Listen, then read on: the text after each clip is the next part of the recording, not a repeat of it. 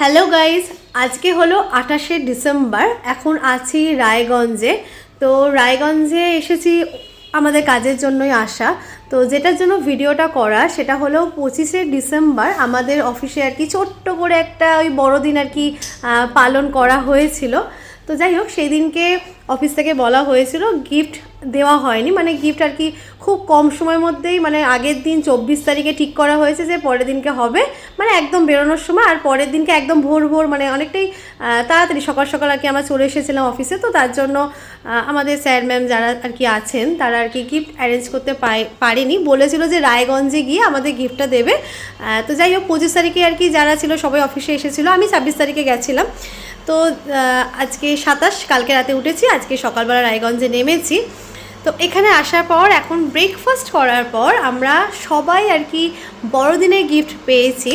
তো যে গিফটটা আর কি আমাদের ম্যাডাম আমাদেরকে দিয়েছে, তো সেটা হলো একটা ফটো ফ্রেম। তো ফটো ফ্রেমটা এতটাই পছন্দ হয়েছে, এতটাই ভালো লেগেছে, তো সেটাই ভাবলাম ভিডিও না করে থাকা গেল না। তো তাই জন্য আর কি ভিডিওটা করা।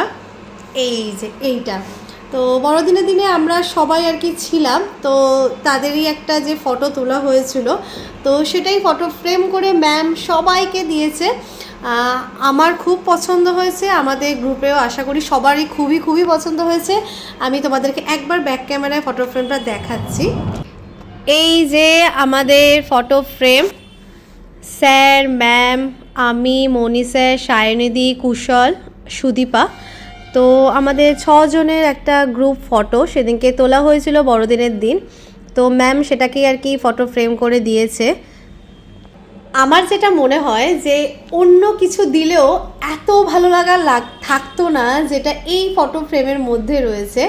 মানে হতেই পারতো হয়তো আরও অন্য কিছু গিফট বা আলাদা আলাদাভাবে কিছু করতো, বাট না, ম্যাম সবার জন্য সেম গিফট করেছে। সেম থেকেও বড় কথা, এই যে ফটো ফ্রেমটা মানে চোখে দেখতে এতটাই ভালো লাগছে, আমি জানি না এই ভালো লাগাটা বলে বোঝানো যাবে না। তো thank you so much ma'am, এত সুন্দর একটা ফটো ফ্রেম আমাদের যেটা সবাই রয়েছি, তো সেটার জন্য থ্যাংক ইউ।